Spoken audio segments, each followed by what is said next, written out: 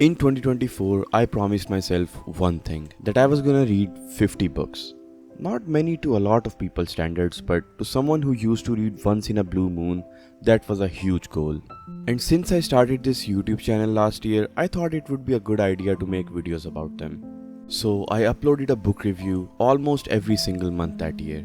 And then, suddenly in the middle, I stopped. I stopped uploading book reviews, but did not stop reading, because in 2024, I read this many books. Now, are these the 50 I set out to read? Hell nah, not even close. As to why I stopped uploading them, well, that's a completely different story. I just couldn't figure out a way to make them interesting where it would be accessible to all kinds of people. I didn't want them to be like those kind of videos where it's just a guy sitting in front of a camera talking about a book. Not that there's anything wrong with that, but it just scares casual people away. Also, I want my videos to be entertaining and accessible more than anything. Now, even though I read a lot more books last year than I have ever done in my life, I still felt a bit empty about them. What I used to do before was I would read a book and then just think about that book for quite a while, forming my thoughts and then finally moving on to another book. But reading a lot more kind of took that part out of it. Instead of really analyzing a book, it was more about going through them and moving on to the next one. So starting this year, I decided to change that. How I decided to change that? Well, I decided to get into analytical reading. Analytical reading is defined as a high-level cognitive skill and a reading strategy that serves the purpose of going more deeply to comprehend. Let's be real. You are not here because you wanted me to read you out the definition of analytical reading. In fact, these pages are empty. I didn't even write anything on them. Let me give you a short summary. The way I understand it, analytical reading is just a way of reading a book like a nerd. And that's where I come in. For me, reading is more of a passive sort of thing where I just sit down to read and zone out. But this makes reading more of an active thing, where instead of mindlessly going through a book, you actively think about its themes while noting down and marking stuff that you find intriguing. Now, if your first thought after hearing all of this is, how do I write stuff about a book analytically? That requires a brain and I got none. Don't worry, cause I was the same. So I went down to my closest libraries to talk to some smart people who already did it. No, I fucking didn't. I went to YouTube. On YouTube, I found these two videos by these two amazing ladies, Moon and Plant-Based Bride. This one talks about what is analytical reading and the types of it, and this one goes into how you can do it yourself. They're pretty good videos, you guys should check them out, links in the description. By this video by Plant-Based Bride, I got to know that it's better to have some things on hand before you start. Better, but not necessary. But you don't come here to see me half-ass shit, so let's get it. The things I needed were some tags, a pen, and of course this goes without saying, a book. Now the only thing was to actually read the book. I did it. I read the book. You have to agree that it's kind of intimidating if someone pulls out a book and it has all these tags on it. Like, calm the fuck down, Aristotle. And you might be wondering, that's not the book you have been seeing throughout the video. And well, someone lost the footage again. But this is the book that I read, The Fall by Albert Camus. This book discusses the social values and morals of human beings and questions if the stuff we do, if the good stuff we do, is really out of the goodness of our heart or just to boast about it to other people or the people around us.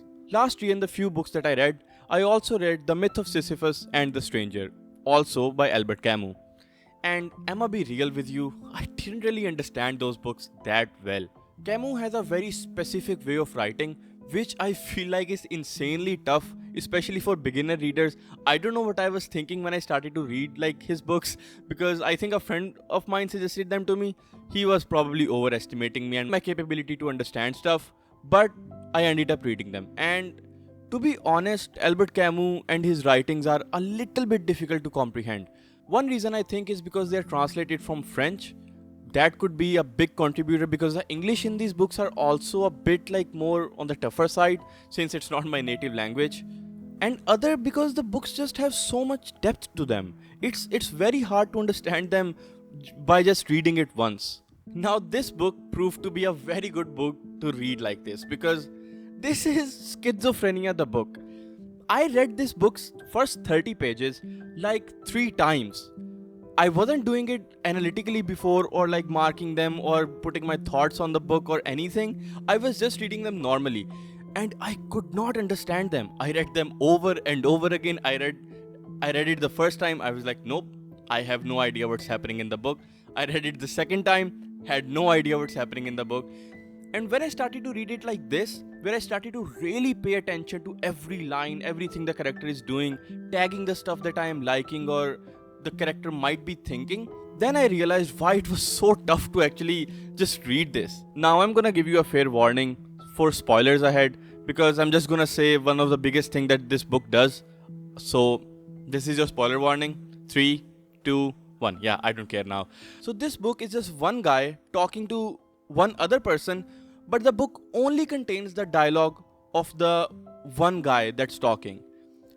It's a conversation between two people for most of it, but only has the dialogue of one. So when you are reading it, it's really hard to just figure out what the hell is going on in the book, because you would read a question and then you won't like read the answer of it because there is no answer. It's just the same guy. So the guy who asks the question, in the other line, he's saying something different without ever like the book telling you what the answer was. So it becomes really, really difficult and mind-boggling at times.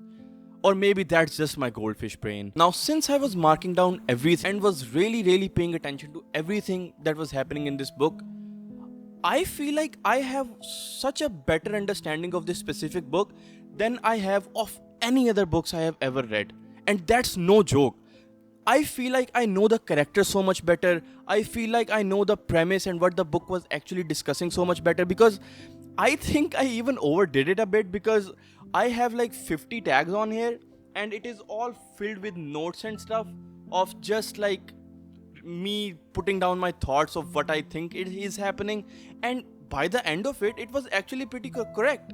Some of the theories that I made about the book and what was gonna happen in the book were actually pretty correct as well. And that's surprising again, because the writer and the writings of Albert Camus are so complex and so in depth. Actually, so I was actually very surprised that I was able to do that. Putting all these tags around, it's like when you want to learn something, they say it's better to write it. It was something like that with this, because I would read a line and then I would be like, yeah, oh, I like this line, I need to tag this, or I like what's happening in this paragraph, I need to tag this.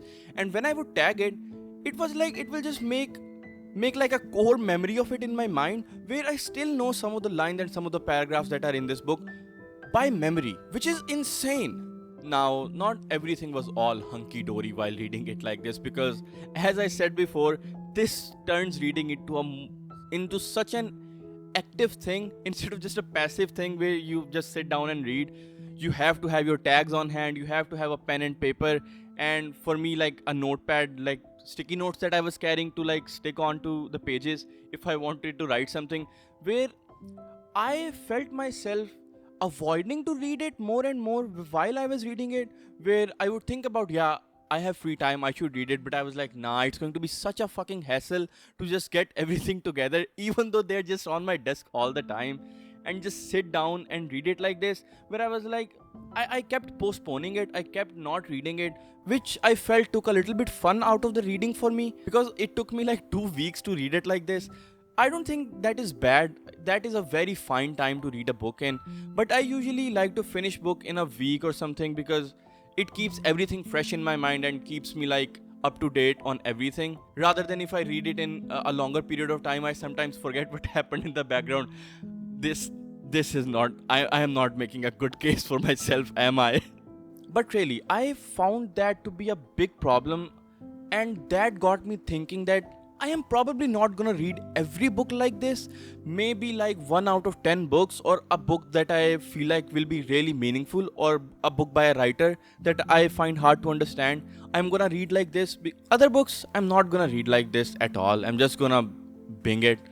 I'm just gonna go through with it and just read it normally, because even though it contributes a lot more to everything, I feel like it's just too much work sometimes, and you don't want to do all that work all the time. So if you're planning to do it, my biggest advice would be pick a book that really you find hard to understand, or a writer you find hard to understand, or a book that you feel like will really mean something to you. I think reading that kind of book analytically, or with tags, or whatever you want to call it at this point, will be really beneficial to you. Also, one more little challenge that I found while reading it like this was I have no idea how to tag shit. Like in the video by the plant-based bride, she said that you can make like little indexes and assign different colors to different type of things in the tagging process, where blue would be for quotes, green would be for some specific topic in the book, where every time that topic reappears and you want to tag it, you tag it with the green color. But I haven't read the book, so how am I supposed to know what kind of topic is coming up if I haven't read the book? So that's something I'm still figuring out. I think it's just a problem with me. No, like nothing to the video or the lady who made the video, because I'm pretty sure she has a very well working system that she's putting out there for us, which is very kind. But I have no idea how to do, because if I haven't read something, how am I supposed to know what is gonna come up in that book for me to like make an index of it? Maybe you do it as you go through, but I will probably need to find a different way to do it. Paying attention to a book this much, you really catch on to stuff where even if a line breaks at a weird point, you catch on to that shit and you really analyze it, where why the fuck did the character line break here, or the dialogue line break here, or if the character stopped talking at a certain point in time. You really catch on to that stuff, and that gives you a very good way to analyze and actually like think about the characters more deeply and connect to them more deeply in a way. But all in all, I am actually very surprised that I actually enjoyed the process of this. And this video was also me trying to make a little bit of a cinematic video. I don't know if I succeeded in that, but to be honest, I tried my best. You learn as you go. But that's probably it. That's probably it for me. Bye bye.